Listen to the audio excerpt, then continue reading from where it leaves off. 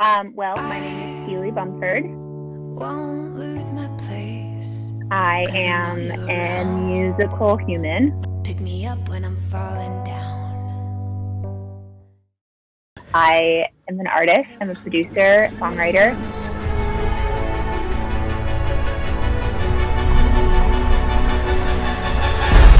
and composer. I make music as Dresage,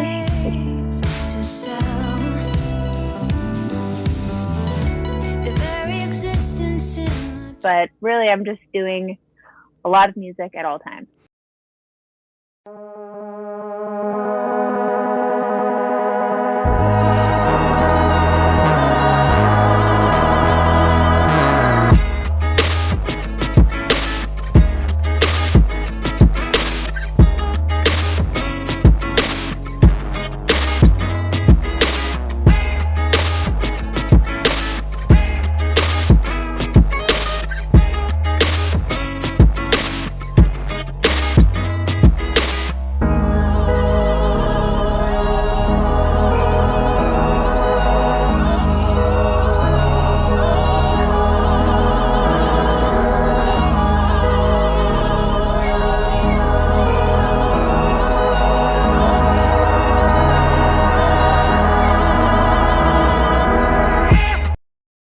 I don't know, I always did a bunch of things, but really found music via like vocal jazz when I was in high school. And then went to Berklee College of Music in Boston, thinking I was going to be a jazz singer. And then got there and was spending all of my time staying in and making demos on GarageBand while my friends were out partying. Okay. What part were you staying in? What part of Boston were you staying in? In Back Bay. Okay. So yeah, so Berklee is just like right there, and I ended up majoring in music production engineering, and so all of their studios are right there as well. So I feel like I just like lived in the studios for 4 years, but Back Bay and Fenway was kind of like the area that I lived in most. You go to Boston to go to Berklee, and you go. How many years are you there in Boston? 4 years. Okay, and then. Yep. And yeah, so I ended up majoring in the audio program, and then I came to LA, and I've lived here now coming up on 10 years, which is crazy to think about. Yeah, so it kind of felt like coming home, because the West Coast is definitely a bit more of my vibe and my speed. And it's just been, I don't know, I feel like it takes a good 5 years to even really understand what you're doing here. And so yeah, that's kind of where I'm at now. When you first came out here, did you know anybody out here, or did you just kind of pack up your bags and just come on out? I knew, well, Berklee is great because there's quite a community, and especially in LA, there's just such a like, I don't know, exodus of people from Boston to LA all the time. So I knew people who had graduated before me, or I had professors, especially in the audio program, who had friends, used to work in LA in the studios in like the 80s and 70s.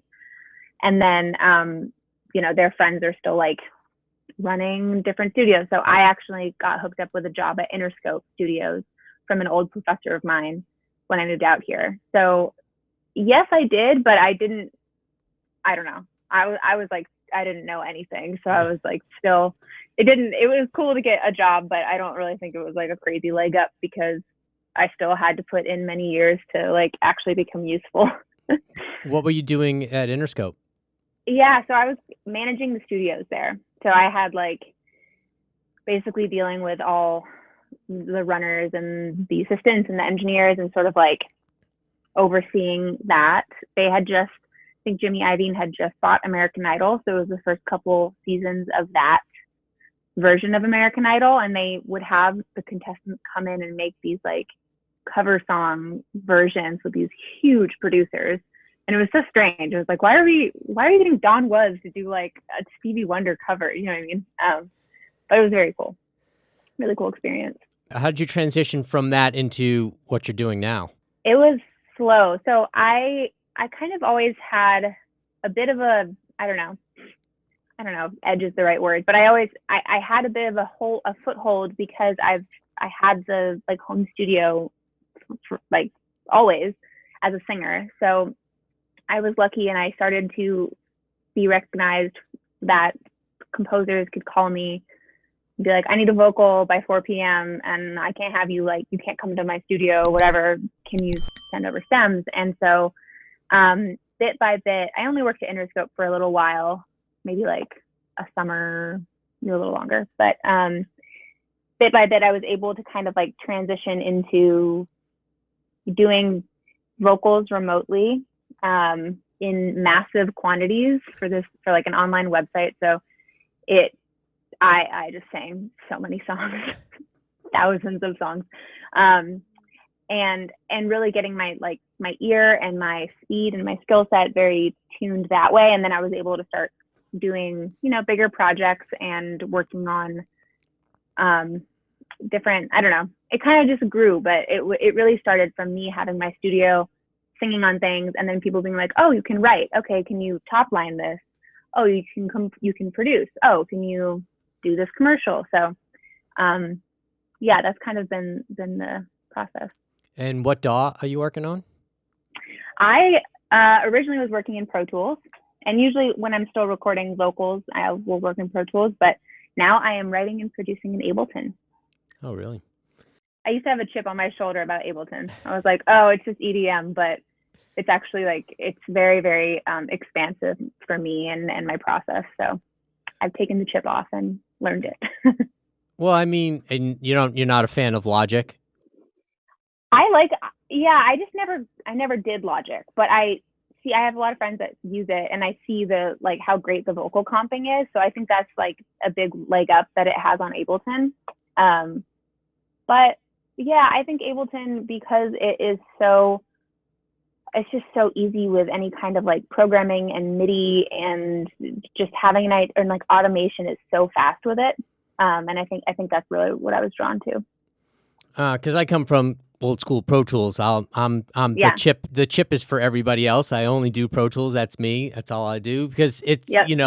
100 years ago when they decided to come out with all these different kind of DAWs, it was Pro Tools and Logic. Pro Tools was saying, hey, do you want to have, do you want a violin sound? And the the engineer would be like, yeah. And be like, okay, go get a violin and bring it in here and record it. Whereas Logic is like, hey, just push this button and you can have a violin sound. Yeah. So, and I think that's cool, because Pro Tools is basically set up to be a tape machine. It was like the next evolution. So it's set up like a console essentially. And I think that because I learned on analog consoles, it made a lot of sense, and it really helped me understand signal flow very, like, in a way that I think that a lot of kids who are starting now, who maybe never get to work on a console, don't see it that same way. But I can now understand, like, kind of each DAW is the same, and it's all kind of modeled off that original signal flow of a console strip, essentially.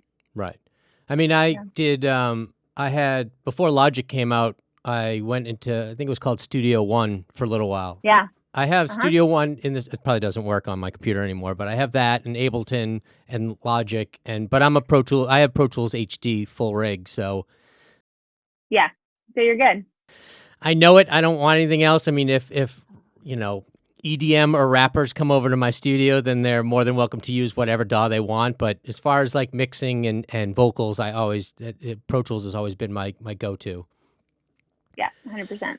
And what made you decide to go technically behind the scenes as opposed to jumping up on stage and singing your head off and all that good stuff? Yeah, I mean, the great thing is that I do both. So, and I think that it's funny to like kind of show that can be both. I think that when I first decided I wanted to do the major, I was really worried that I was going to be pushed into this, like, you're only an engineer and you have to like go straight to the village and like go work there.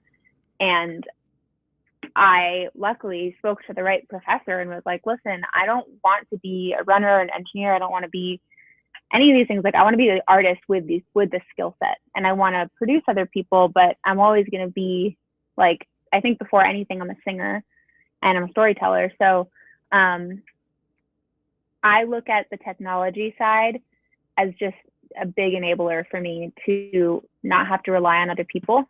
which I love collaborating, but when you have to collaborate to like record a sound, I think that is very limiting. So yeah, I'm now kind of getting into the place where people are wanting me to produce for them, which I love, but it's also like, it's like a detour from my own record. And I'm like, well, I have these songs that aren't finished yet. So that's kind of like a fun line to walk sometimes for me. I'm like, I don't know where to spend my time, but yeah. I mean, that's the toughest thing. I mean, that's how you kind of came across my desk, was because of Liz, obviously, but that I've been looking for a female producer forever.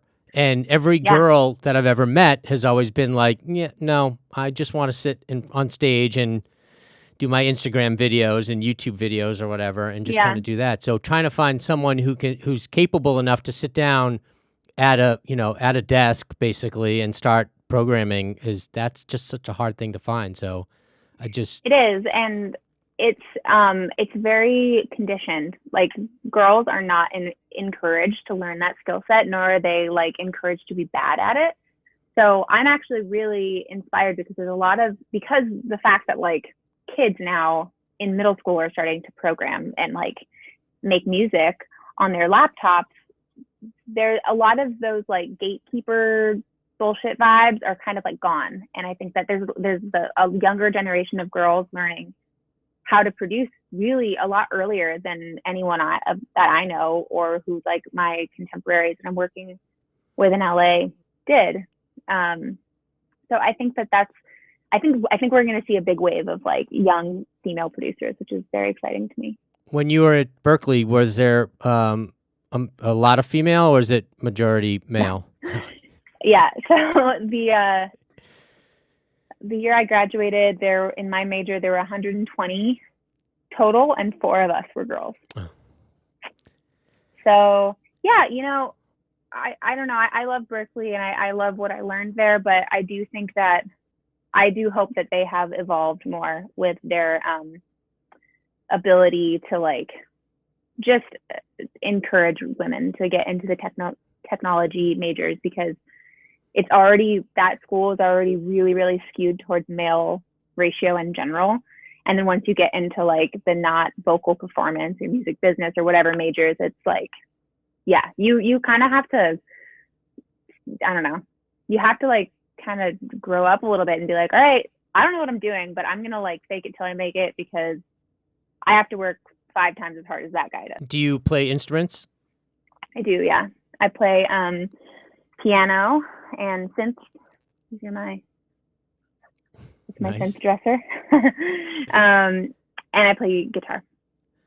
I just decided, since we've been in lockdown, I went to my storage and found I have an old Nord, like Piano 2 or something, studio. And so I'm like, all right, I think I'm a drummer. I've been a drummer since I was, young, and I have a bazillion guitars and pianos and everything in my storage. I figured, I think I'm going to learn how to play piano. So that was like one of my little side things that I'm doing. And I have enough people in my circle of friends who can, if I have random questions like where does the left hand go, or what finger goes here, or chord charts and stuff like that. So that's obviously a plus. But when I was managing musicians and I would, meet with potential clients, there was always 3 questions that I would ask, and that would be, do you play your own music?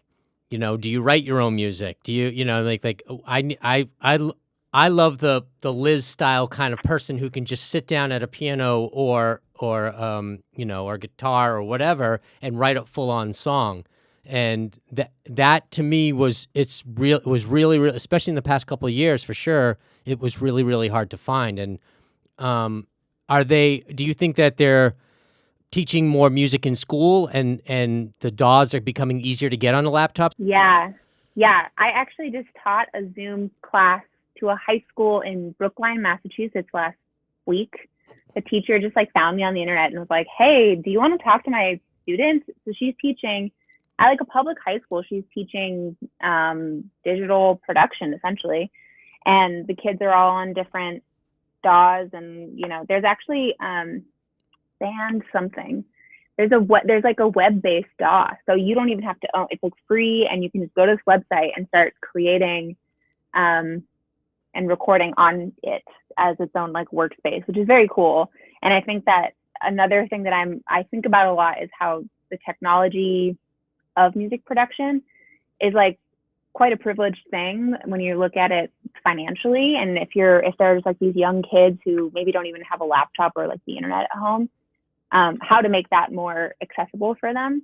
But I do see a lot, like in my high school, like, no way, we would never have anything with recording anything. So it's cool to see that at, a high school randomly. It definitely is expensive. I mean, I've spent hundreds of thousands of dollars on equipment and all that kind of stuff. So, yeah. And I don't know. I don't know if Ableton or Logic does it, but Pro Tools now has a kind of like and I'm still doing the research on it, but we've been talking about it in the past couple of weeks. A sort of a screen sharing kind of a thing, where I don't know if you've seen this, but if I'm working on Pro Tools, you can actually work on my session in wherever you are, Idaho, and then jump on and jump off. And I think, and I'm double checking, and if they haven't done this, they should do this, is if I'm in my studio and I want to write, and if I want to put down a track with a guitar or drums or something like that, I can then put it on there, it uploads to the cloud, and then it's automatically on that other person's session. So, but that's probably $1,000 for that program, and you have to pay. Pro Tools charges you monthly for stuff like that. So yeah, but no, it's kind of amazing. I was at a mix stage. We were mixing a movie that I composed or co-composed, and I'm not sure. I would assume that they were using that. There was like the guy mixing the movie at the console, right? And it's like an icon, so it's a digital console. And then his like assistant is back there, and they're on the same session, and it's this huge movie session. So it's like hundreds and hundreds of tracks. So they're doing all the voiceover and all the sound effects and music. But it was fascinating to see them. Like, he was like, "Oh, you missed a fade," and he's just like looking at this guy working 40 feet away from him on the same session. It was like very cool.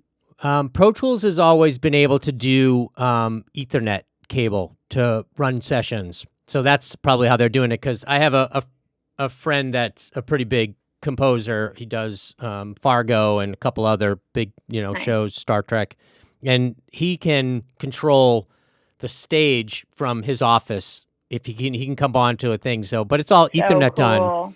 The cooler thing, that's what I said, was that Ethernet cable can't go from here to Florida. So now they're trying to figure out a way to do it where you don't need that Ethernet cable or Bluetooth or that kind of stuff. So technology is crazy. But also, too, it is expensive. But again, you get GarageBand on your iPhone now, too. So, I mean, if you really want to create, you can. So totally. Yeah, I think, it's all relative. It's like you can go and spend money for the rest of your life if you want to with music gear, or you could just, make tracks for hopefully low enough overhead that it doesn't discourage people. So. I mean, that's the thing that's annoying to me because, as I said, I have a storage filled with mic stands and, microphones and XLRs, and I can do, I have probably 32 mic pre-ins. I mean, I had a full-on system in my house, and now, like you said, there are kids in North Hollywood who are doing Justin Bieber's next song on their laptop or their phone or whatever, so it's definitely a little annoying for sure. Yeah. It's just what's going to happen. It's just like the next generation doing their thing, and pop music especially, and just kind of pop culture, like totally accepting. I think that a lot of music and artists right now are more about like the person than the music. Maybe not, like maybe Justin Bieber, but like, I don't know. Sometimes I hear these songs and I'm just like, okay. And then I go and look, I'm like, oh, this is a whole personality that people are obsessed with, and the music is just like a part of it, Yeah, I don't really understand the music, because I'm a drummer, so I listen to drums, and it's way too quantized. I like people to ride the line, not ride the line, be before the line or after the line kind of thing, and I respect a lot of these artists, kind of like Taylor Swift, who will do the beat machine for the demo, and then she'll go into a full-on studio and record, which I still hope people will still do that kind of stuff. But it is getting, I don't feel that anyone's really as creative as they used to be. These kids they're not learning piano and guitar and drums and all that stuff. They're just getting, Silent or any of those kind of plugins, that you have out there, and they're just kind of just hitting buttons and chords and that kind of stuff. So, yeah.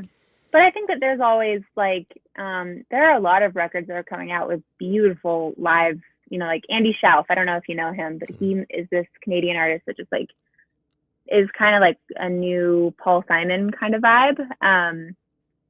I think that within genres, there are still people making really amazing live records, live drums, not on click, so it exists. It's just like, it's not in the main portion of our brain space yet.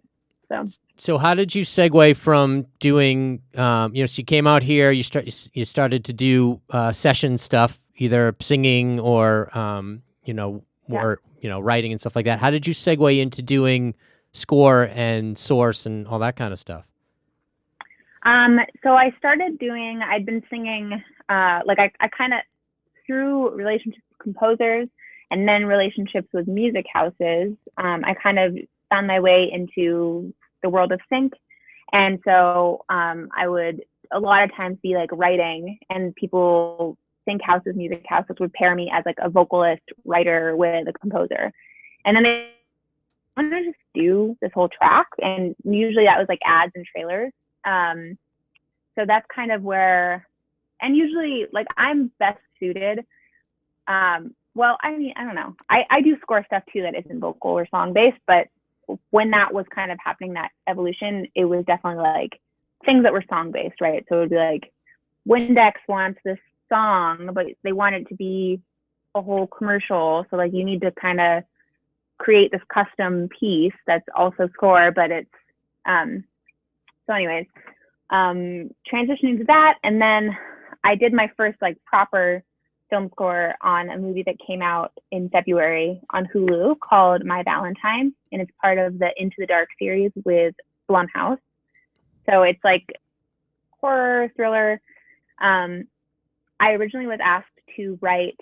It's about artists, songwriters. So I was originally asked to write and perform, produce their songs that the actresses would like sing mouth along to my voice in the show, and then kind of just, it was like, do you want to also score it? And so I brought my partner, Mark Hadley, who's amazing, and we scored it together. And it was cool because we could really blend the songs and the productions that I'd created into the sound of the score. So it's definitely a newer thing for me, but I'm kind of like, I'm pretty hype on it right now. It's very fun. So you're scoring to picture basically, and Ableton has a way of putting the picture in there to score and all that stuff? Yeah, and honestly, it's not as strong with like all the spotting and like time code necessarily as Pro Tools, but it's a lot more workable with editing the picture. Like I feel like when I bring picture into Pro Tools, sometimes it gets like very stuck and it's like hard to move around. And Ableton is, I don't know, it worked pretty great for scoring for this to picture. So we ended up like assembling the cut in Pro Tools to deliver, but for like the writing, especially because it was a synth driven score and vocal driven score, it was kind of just like an extension of the production that I had done on the song. Are you gearing yourself or doing more score stuff? Are you doing more of you are doing more score these days? Yeah, I'm scoring, just like, I mean, nothing as big as that yet, hopefully will come, but I'm scoring a French short right now, which has been really fun. And then I'm working on finishing my EP as Dresage. My other project, More Giraffes, we're about to put out our next EP, and I'm currently singing on a trailer. Hopefully I get it for a big movie. So yeah, just kind of a big combination of things. So everything. So you're just kind of just putting everything out there. Now, have you felt like, especially in, this world that we're living in right now, are you getting busier? Is it the same or less? I'm getting busier, and I'm very grateful because I'm already set up. I mean, like it's kind of sad because like, oh, composers and producers and people who have their own studios are sort of like already quarantining their lives. That's a little sad, but I do feel grateful because somehow, even though I feel like for years I've just been like, I want to be touring, I want to be on the road, actually really establishing myself as a person who has their own setup and creates things out of their home studio has like really kept me afloat right now. And I don't know. I think that it's the first couple, I don't know, like maybe the first month or so, people seemed very unsure of where things were going to go in the ad and sync world. And I think that's still a little unsure, but I think that because again, it comes back to like, oh, you have a setup. Okay, great. Like this really works now because you can't come to our studio to sing on this, TV show or whatever it is. So it's busy right now.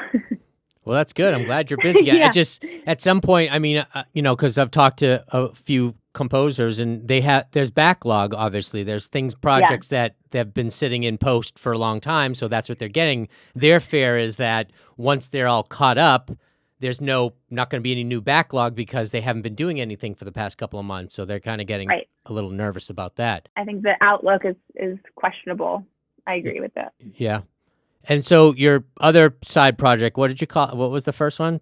Dressage is my project. Okay. Yeah. Dressage. What's that?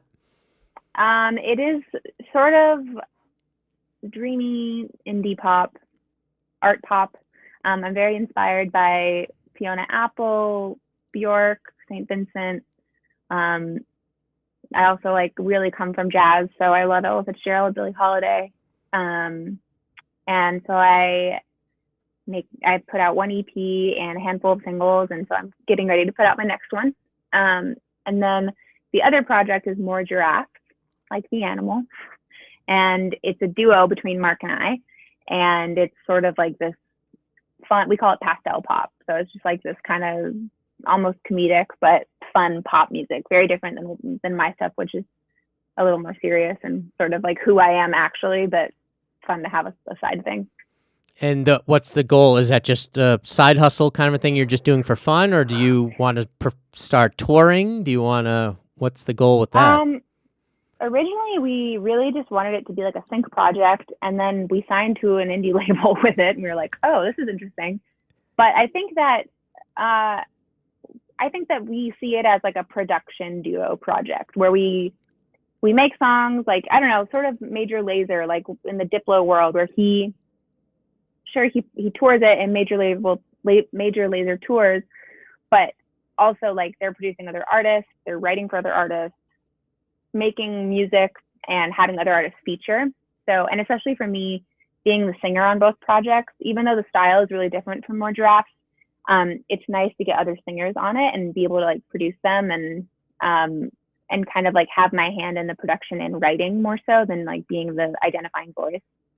So it's fun because it feels very fluid and we can be very experimental with it. And then we got to circle back to, how did you originally meet Liz? I met Liz because a good friend of ours who is the artist Milk, M-I-L-C-K, her name's Connie Lim, and she had this song go viral from the Women's March called Quiet.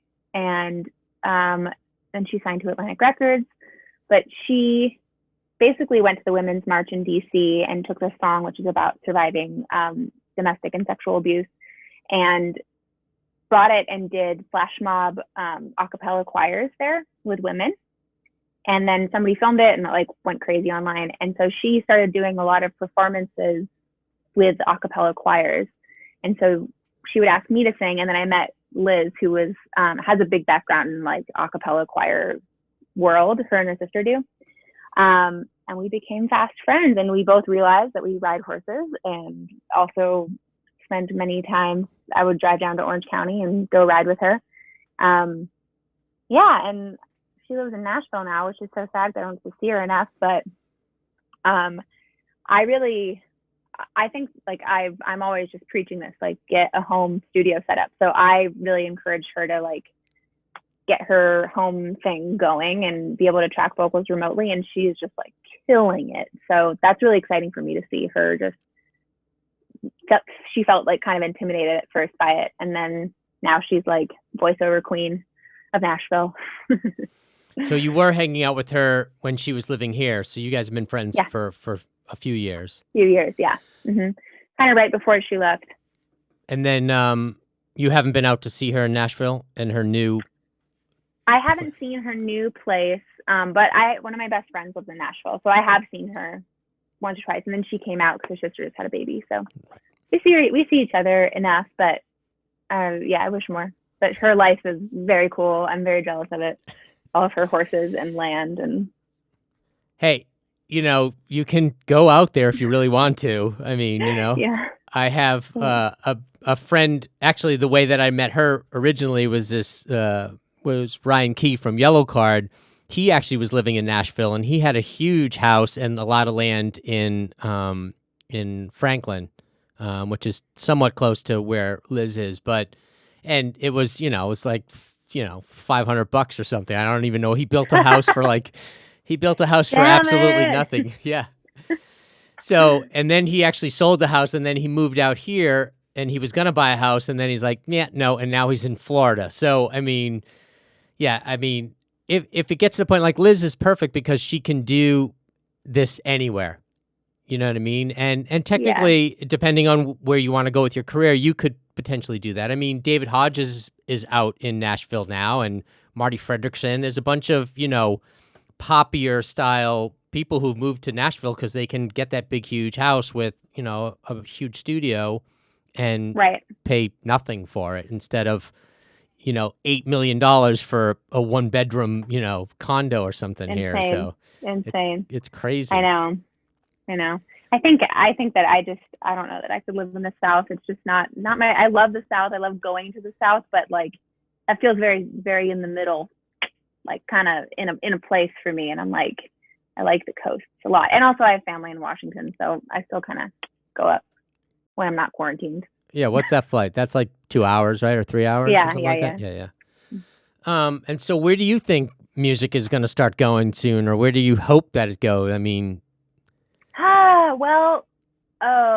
I don't know. I mean, it's going to be weird to see what happens with touring out of the picture. I mean, I think that a lot of big artists are like really, like the level that I'm at, I'm not making money when I'm like playing out or touring. It's still like, early building. But when that becomes like a really big business for you and you have a whole crew of people who are now out of work, I don't know. I wonder if people are just going to be releasing so much music during this time and it's going to get even more oversaturated. I still really believe that people are looking for good songs and good music, and whatever is in like the popular sphere, there's great stuff, there's not great stuff. I think it's always going to be like that. So, yeah, I think that's kind of where my brain's at with it. Well, I mean, it comes down to, everyone used to come over to my studio and use it for whatever reasons and stuff, and that stopped. So and I'm in the production, TV and film world anyways, and I had a couple of have a couple of TV shows that are in different stages of development, but not right now, obviously. So it was like, I need to do something creative. I've got to do anything. I don't even care what it is, and that's why I started the podcast. But it's also, we need content. We have, Netflix and Amazon and Hulu and Disney Plus and Apple TV. I mean, you have all plus YouTube and Quibi, all these places. They need content. So I was thinking, and I've spoke to a couple of musicians about it, they need content, but they also need music. So I it's like there's a possibility that some people could shine during this time because maybe you're not scoring a film, but maybe you're scoring, like you said, an ad or a TV show or, something like that. And I think before this all kind of went into where we're at now, I'm a first-time composer on the movie I did for Hulu. And I think that the proliferation of all of these streaming services and the like mass amount of content that is being created and will be created again for them, I think it's giving a lot of first-time people opportunities. And I think that's really exciting. And whether it's like writers, producers, directors, like the big people those budgets aren't big people budgets, but they're great first-time like resume builders and opportunities. And I don't know. I think that that's really inspiring, is even through all of this, people are consuming the most content probably ever, maybe right now. And so the world is still turning to art of all forms, and we still need to like make it. And I don't know, I've heard of some people considering, like networks considering doing safe sets where they are doing like a small skeleton crew, and then everybody's like quarantining together in a hotel, and then everybody gets like brought to set to film. And I wouldn't be surprised if that starts happening. I spoke to a producer, a pretty big executive producer recently, and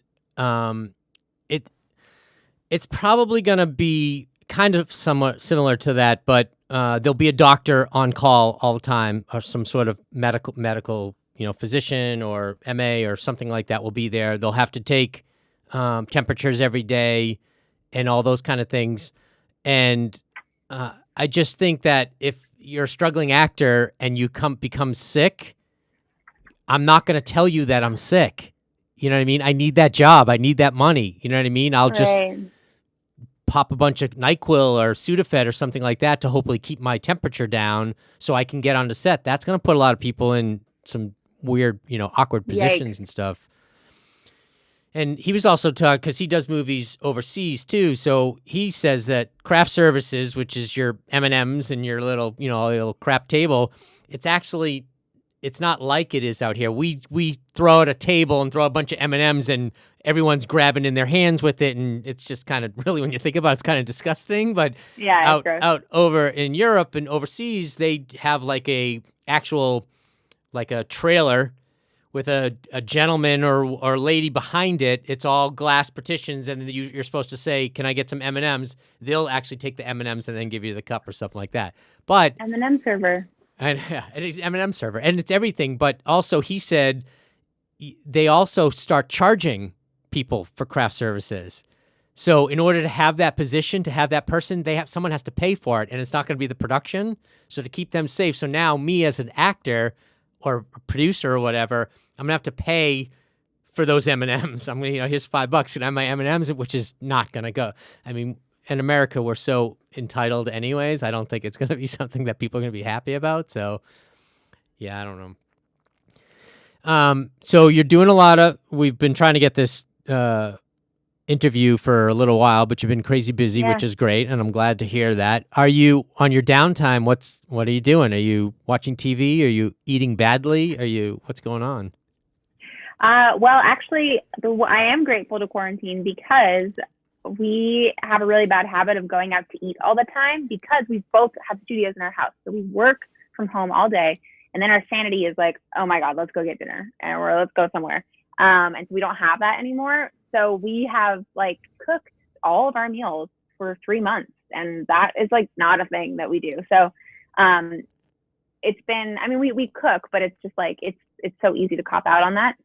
So it's been cool to really have that be sort of like a ritual every day of, okay, like what can I make that's going to be exciting and whatever, new for me. And yeah, I've been riding my bike a lot. I live in Altadena, so there's a lot of really beautiful hills and crazy mansions in the hills. And so I just like kind of, I think my new hobby is like looking at all these insane houses on my like crappy bike and getting a workout that way. But yeah. And then TV, are you guys finding time to do TV, or are you just working all day and then just crashing out? Yeah, I haven't been watching a ton. We've been watching more like documentaries, like the new Michelle Obama documentary, Becoming, was really good. We're watching Enjoy Your Trip, which is about acid trips, which is awesome.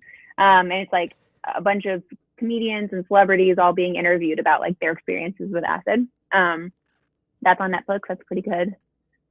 But yeah, trying to read. I just joined a book club.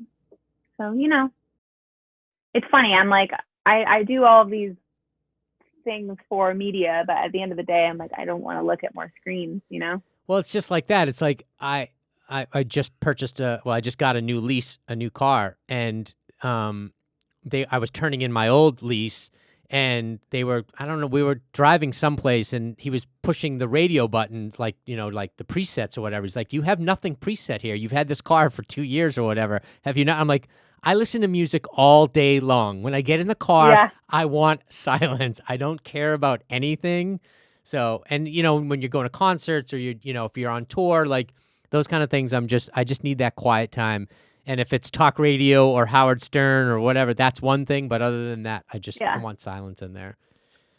I'm the same way. I have so much intake of like, especially music, especially when I'm working on my own music on a record or an EP. It's like, I just can't take in that much because I've been like trying to figure out what's wrong with my drums all day. You know what I mean? Yeah, no. When something goes wrong in my computer, forget it. I'll be up until 3 o'clock in the morning trying to figure it out. I'm definitely that person. But don't you watch it for the score sometimes? These movies and shows, or yeah, for sure. I think that also like a bad score is the first thing I'll notice, or like a bad cue on an ad or whatever. It is funny to see right now all of the like healthcare or like insurance ads that are like basically the same piano piece. She's like, and I think somebody put a whole like reel of all of them back to back on YouTube, and it's funny. I feel like some of these companies are doing that on purpose. You know what I mean? Like they're like, we can't afford anything right now, so we already own this piece, so just keep on putting it in there. And I've seen them doing that with the production side of it too, where they're taking old commercials and kind of cutting them up and putting them in different orders and stuff like that to just kind of get like a newer commercial, or take an old commercial and then lay some title card at the end like, we're strong together. It's like, that's the same commercial. Like, what's going on? So yeah, that part is a little annoying, but especially because, like I said, this would be a great time for people who are not big, huge composers or artists or actors or whatever to be able to do stuff like this, especially when they have, studios in their home and they're, actors are doing a lot of Zoom auditions and they're doing a lot of on-camera stuff and those kind of things. So I was kind of hoping that would happen. Yeah. I mean, I guess that's it. I just wanted to this was like, I've been looking for I know it sounds really weird. Just so you know a little bit about me, it's so weird when I say this, but I'm more of a female empowerment kind of person anyways. Yeah. One of my TV shows is a female writer, female director, female lead. I'm looking for a female DP. I mean, there's so many things.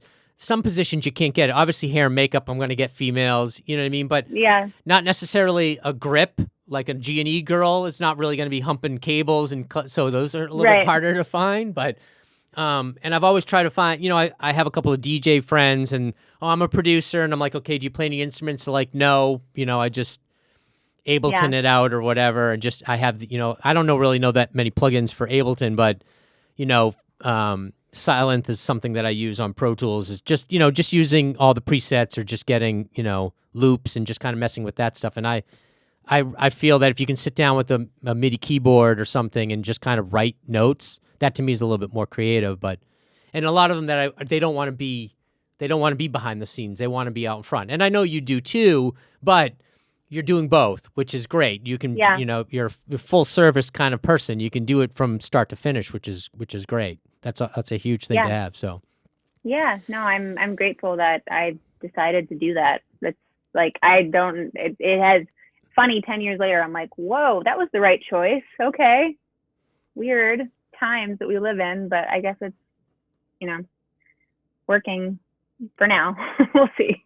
But you obviously foresaw that it was going to you know what I mean? Like you could see in the future and be like, this is going to be something that's going to be potential for me, where these other girls that probably went to school with you, I don't know if you talk to them anymore or if they've gone their different directions or got married and had children or not, but I mean, I think actually a big joy for me has been encouraging all of my friends that I went to school with who felt too intimidated to learn how to record themselves, how to do that. I have my friend in Nashville is now producing her own music and like putting it out. And she majored in pro music at Berkeley. So she was just like singing and is incredible, a wonderful artist. But it's really inspiring to see I don't know, just those kind of like weird gender walls break down, because they just don't need to be there. And it's, I don't know, kind of from day one there, especially, women are told like, oh, you're just a singer. You don't know theory. You don't know technology. You don't know whatever it is. Like that, when a young person hears that, that can be like very cementing for them. And so I think a lot of it is breaking outside of what you've been told that you are or you're not. But it's, like I said, it's also, I mean, when you start a position, like, you know, you work as a PA in a production, and then you move up to whatever position, stuff like that, to get to director. Most women just kind of, that I know of, just kind of skipped it. They were like actress, then director, or, you know, hair and makeup, and then director. They didn't do anything else in between that. And I don't know if that was because they didn't want to or whatever. So I respect people who actually went through those steps and learned everything and were on set and picking apart the cameras and asking questions and stuff like that. That to me that's what I want. That's my biggest like push for women, and trying to do it that way. So Totally. I agree. But well, that was it. That was perfect. I know you have to get back to work, and I didn't want to take you forever, but I definitely appreciate you doing this. Oh, yeah. Thank you so much. Oh, yeah, no, of course. And now that I have your information, I'm going to contact you consistently for score and anything else, that stuff. So Hit me up. And the show is called Cool, Calm, Connected because I am connected, or so I think. So if you ever need anything, don't hesitate to call me or text me or email, whatever like that. I'm always around, and Awesome. And let's work together soon for sure. Yeah, I'd love to. Yeah, and keep doing. This is great. Thank you so much for having me. And I trust Liz is, she's like, this is a good human, and I'm like, great. I trust Liz. So wonderful. Excellent. All right. Well, have a good day, and I will talk to you soon. Sounds good. Bye-bye. Bye. Thanks.